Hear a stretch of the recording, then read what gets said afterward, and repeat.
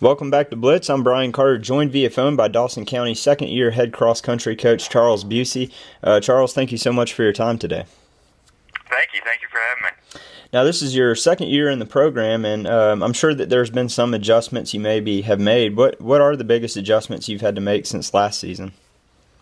I would say probably the biggest adjustment coming in as my second year coaching is just the fact that I know the runners better than I did the first year.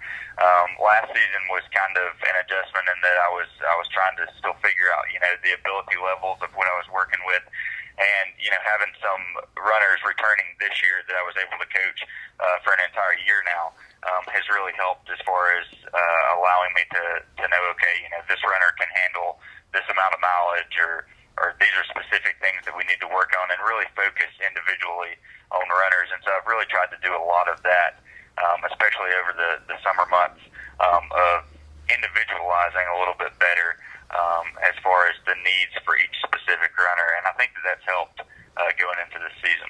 Yeah, now we'll focus in on the boys and the girls squads. So far, both of your teams are doing pretty well. The boys have had a first-place finish, about 4 top 5 finishes, ranked as high as number 7 this season. Is this what you expected from the boys' side this year? The boys' team actually, at this point in the season, looks a little bit better than I was afraid that they might. Going into the summer, we had a lot of young kids coming out for the team. We lost some of our key runners last year. Dylan Forrester, he graduated last season. He was number 2 in the region, and so that was a big loss for us, as well as also our number 2 runner from last year. So we kind of viewed this year as probably something that was going to be more of a rebuilding year. But these guys have really surprised me this season. We've got a lot of young guys that have come out, several freshmen and a sophomore that really before this year didn't have any cross-country experience, and they have done extremely well. They've adapted well to the training. They're very hard workers, and they've really helped to put us in a position to be successful and be ranked pretty well in the state right now. Yeah, and I know the girls have been ranked even as high as number 4, and they've had similar finishes this year as the guys. Talk about them. Is that about where you thought they would be this part of the year? Yeah, I knew that the girls would look pretty strong going into this year, just because we didn't lose anybody off of our varsity squad last year, and we've also made some good additions to the team. Our number 1 runner currently this year is Marley Hamby. She's a freshman, and she came out and she's done some really good things for us. Kind of helped to lead the team. For somebody her age, she's extremely mature, and that's been something that's been an asset to the entire team. And then we've also got some good leadership from some seniors that we got out there, Cassidy LaCours and Taylor Grindstaff, and they've done a very good job of kind of picking up some of our younger girls and leading them.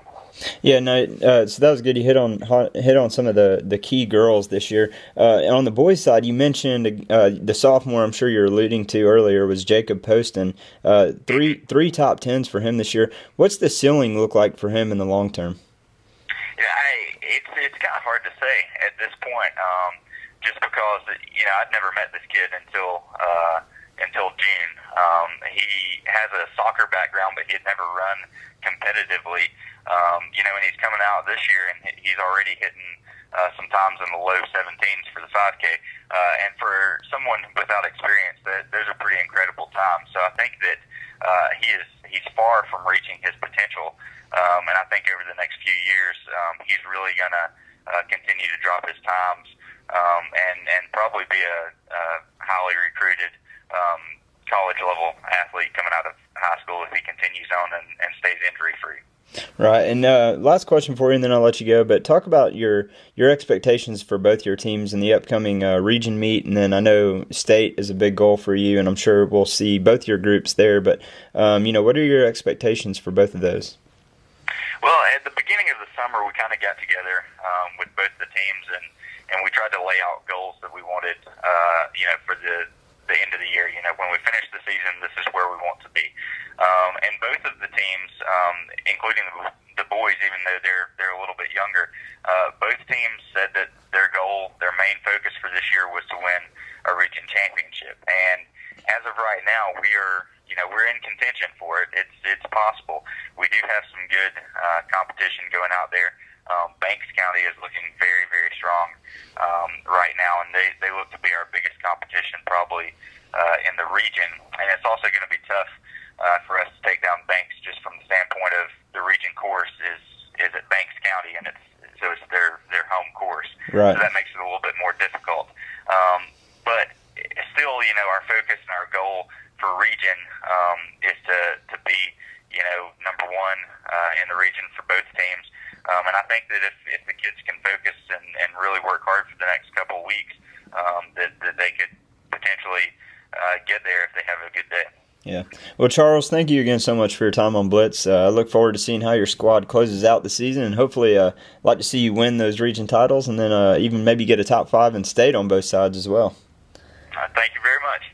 A short breather, then more Blitz straight ahead.